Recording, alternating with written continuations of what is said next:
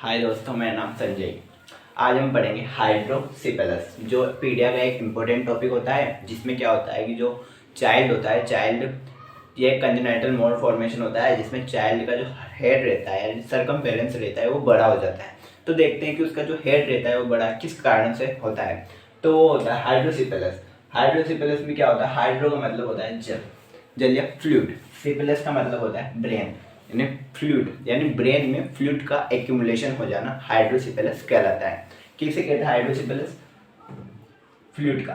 Brain में सिपेलस का मतलब होता है ब्रेन, यानी सिपेलस का मतलब होता है ब्रेन, हाइड्रो मतलब होता है फ्लूइड, यानी ब्रेन में फ्लूइड का एक्यूमुलेट होना हाइड्रोसिपेलस कहलाता है। तो अब ये कैसे हुआ है, मतलब क्या हुआ, मतलब कौन सा फ्लूइड पाया जाता है ब्रेन में और उसके कैसे एक्यूमुलेट हुआ, किस कारण से हुआ, कि कौन कौन से इसके साइन एंड सिम्टम्स होते हैं और इसका मैनेजमेंट क्या है, इसमें कौन कौन सी सर्जरी करते हैं, ये सभी अपन देखते हैं। तो सबसे पहले आता है इसमें जो हाइड्रोसिपेलस होता है, ये कैसा है। तो ब्रेन में सीएसएफ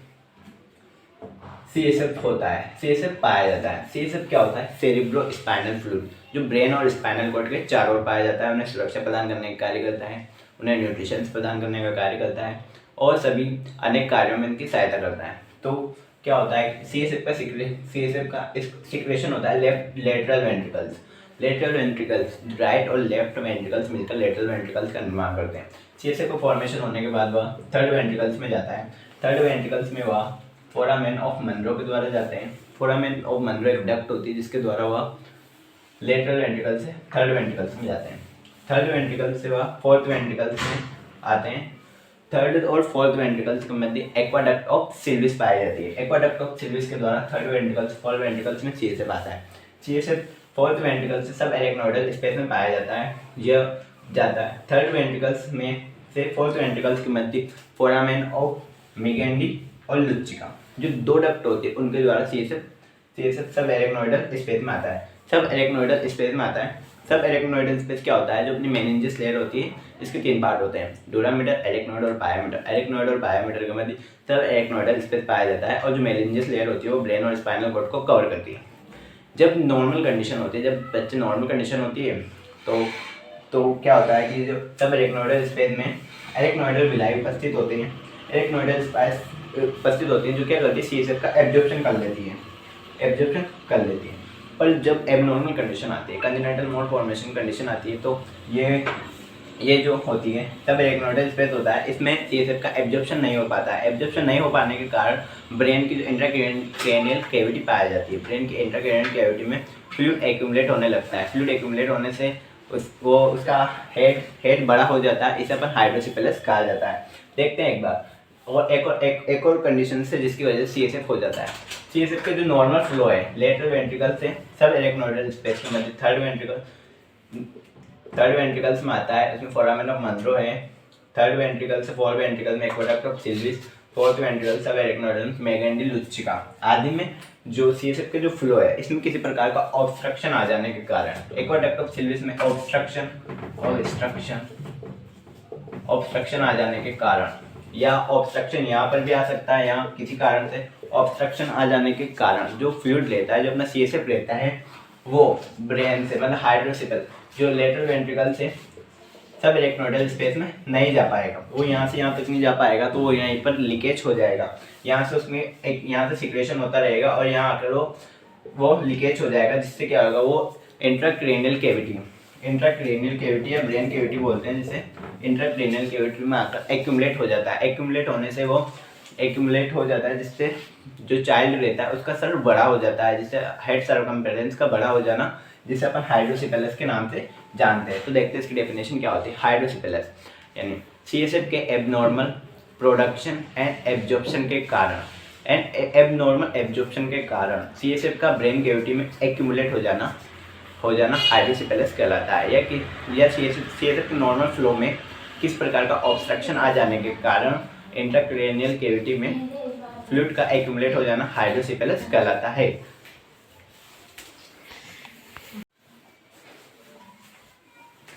अब हम देखते हैं हाइड्रोसिपेलस की इटियोलॉजी। तो कौन कौन से कारण होते हैं जो हाइड्रोसिपेलस करता है। हाइड्रोसिपेलस किस कारण से सीएसएफ लीकेज होएगा, लीकेज होने से जो चाइल्ड का जो ब्रेन रहेगा वो बड़ा हो जाएगा। कैसे होएगा, तो पहला आता है नॉन कम्युनिकेटिंग नॉन कम्युनिकेटिंग, इसकी जो इटियोलॉजी उसे दो भागों में बांटते हैं, एक होता है नॉन कम्युनिकेटिंग, दूसरा होता है कम्युनिकेटिंग। नॉन कम्युनिकेटिंग में क्या होगा, जो CSF रहता है, CSF के जो नॉर्मल फ्लो रहता है, नॉर्मल फ्लो में ऑब्स्ट्रक्शन आ जाता है, क्या आ जाती है, बाधा आ जाती है। जो CSF का जो फ्लो रहता है लेटरल वेंट्रिकल से सब एरेक्नोइडल स्पेस के मध्य जो फ्लो रहता है उसमें किसी प्रकार की बाधा आ जाती है, उसमें बाधा आ जाने के कारण CSF लीकेज हो जाता है, तो वो इंट्राक्रैनियल कैविटी में एक्यूमुलेट हो जाएगा, जिससे हाइड्रोसिफिलिस की कंडीशन देखी जाती है। दूसरा आता है कम्युनिकेटिंग। कम्युनिकेटिंग में क्या होता है, ऑब्स्ट्रक्शन, इसमें CSF का जो फ्लो होता है उसमें किसी प्रकार का ऑब्स्ट्रक्शन नहीं आता है। इस पहले देखते हैं अपन नॉन कम्युनिकेटिंग, तो इसमें क्या क्या हो सकता है। तो stenosis atresia of aqueduct of सिल्विस।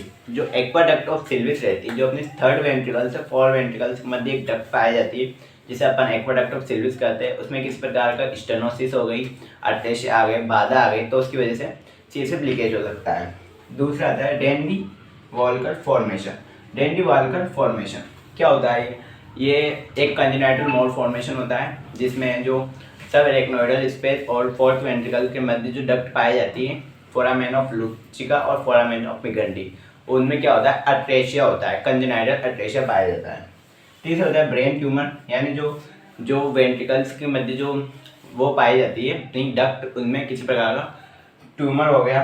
तीसरा आता है एरेनोल्ड चेरी मॉल फॉर्मेशन क्या होता है, हर्निया होता है। हर्निया के मतलब जो सेरेबेलम रहता है वो अपने एग्जैक्ट लोकेशन से पीछे की ओर खिसक जाता है, जिसकी वजह से क्या होता है, वेंट्रिकल्स दब जाते हैं, तो CSF जो रहेगा वो लीकेज हो सकता है, उसकी वजह से अपन को हाइड्रोसिफिलिस कंडीशन देखी जाती है। दूसरा आता है कम्युनिकेटिव में किसी प्रकार का कोई ऑब्स्ट्रक्शन नहीं रहेगा। इसमें देखते हैं अपन हेड इंजरी, यानी माथे में मतलब कि जो ब्रेन रहता है उसमें किसी प्रकार की चोट लग जाती है, चोट लग जाने से वेंट्रिकल्स डैमेज हो सकते हैं या डक्ट डैमेज हो जाती है, उसकी वजह से इंट्राक्रैनियल हेमरेज की वजह से भी हाइड्रोसिफिलिस देखा जाता है। उसके बाद मेनिंजाइटिस क्या होता है, मेनिंजेस लेयर का इन्फ्लामेशन मेनिंजाइटिस कहलाता है।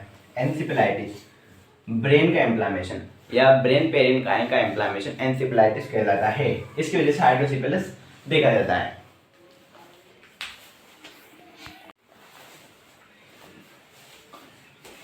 अब हम बात करते हैं हाइड्रोसिफिलिस के क्या क्या साइन एंड सिम्टम्स देखने को मिलते हैं और उसकी क्या क्या डायग्नोसिस है।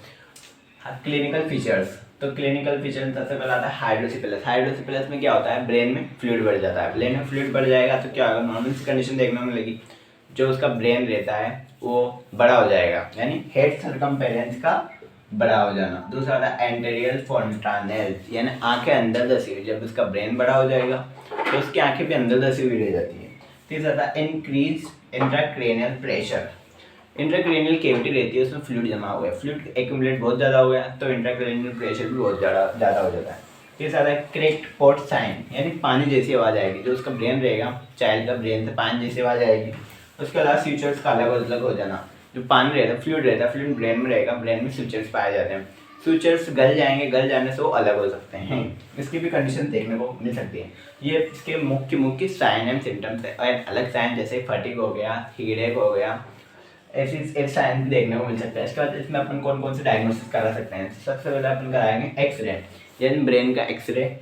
दूसरा है CT स्कैन, फिजिकल एग्जामिनेशन, उसके सिम्टम्स के आधार पर, जो जनरली हाइड्रोसिफिलिस उसके सिम्टम्स के आधार पर भी पता चल जाता है। दूसरा था वेंट्रिकुलोग्राफी, वेंट्रिकल्स की ग्राफी की जाती है, जिसमें वेंट्रिकल्स में किसी प्रकार का ऑब्स्ट्रक्शन, बाधा आ जाना, ट्यूमर या किसी अन्य चीज़ के कारण भी देखने को मिल सकता है हाइड्रोसिफिलिस।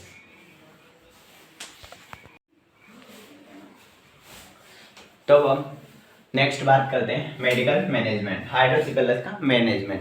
तो मैनेजमेंट की बात करते हैं हाइड्रोसिफिलिस के, तो इसमें होता है मेडिकल मैनेजमेंट में अपन कुछ नहीं, बस अपन एंटी डाययूरेटिक ड्रग दी जाती है, जिसका नाम है एसिटाजोलामाइड, जिसके अंतर्गत डाययूरेटिक ड्रग्स का यूज करते हैं। हाइड्रोसिफिलिस में मेडिकल मैनेजमेंट से इफेक्टिव होता है सर्जिकल मैनेजमेंट। इसके अंतर्गत क्या किया जाता है, सर्जिकल मैनेजमेंट में जो CSF रहता है, इंट्राक्रैनियल कैविटी में जो फ्लूइड भरा रहता है, उसमें उस फ्लूइड को किसी अन्य स्थान पर डाल दिया जाता है, जिसे अपन शंटिंग कहा जाता है। जिसे क्या कहा जाता है, शंटिंग।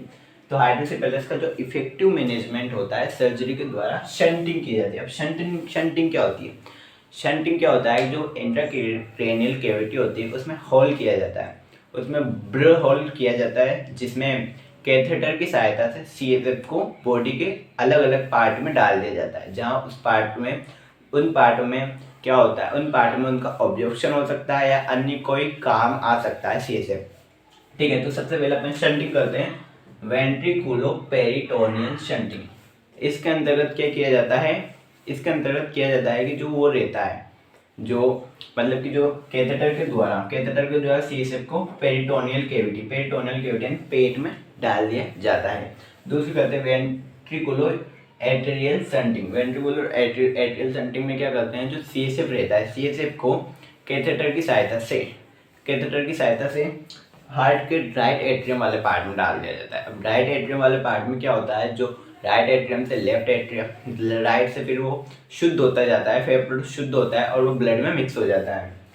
तीसरा पढ़ते हैं वेंट्रिकुलोप्लूरल शंटिंग। इसके अंतर्गत जो CSF रहता है उसको प्लूरल कैविटी में डाल दिया जाता है, जो हार्ट के चारों लंग्स के चारों ओर पाई जाती है। दूसरा आता है वेंट्रिकुलो यूरेटर। जो CSF रहता है उसको शंट के द्वारा शंट डालकर उसे यूरेटर में डाल दिया जाता है, जो एक्सक्रिएशन के द्वारा बाहर निकल जाता है। ये जो पेरिटोनियल शंटिंग होती है ये सबसे ज़्यादा की जाती है और इन तीनों को बहुत ही रेयर या बहुत ही कम यूज़ में लिया जाता है। सबसे ज़्यादा पेरिटोनियल कैविटी में ही CSF को डाला जाता है। इसमें क्या किया जाता है, CSF को पेरिटोनियल कैविटी में डाल दिया जाता है। वेंट्रिकुलो एट्रियल में CSF को राइट एट्रियम वाले पार्ट में डाल दिया जाता है, जो ब्लड में मिक्स हो जाता है। तीसरे में वेंट्रिकुलो प्लूरल शंटिंग में क्या किया जाता है, प्लूरल कैविटी पाई जाती है, उसमें CSF को डाल दिया जाता है। इसमें वेंट्रिकुलो यूरेटर में अपन को CSF को डाल दिया जाता है। Thank you guys my video watching करने के लिए, और अगर वीडियो सच में अच्छी लगी हो तो लाइक, कमेंट एंड शेयर और सब्सक्राइब करना ना भूलें।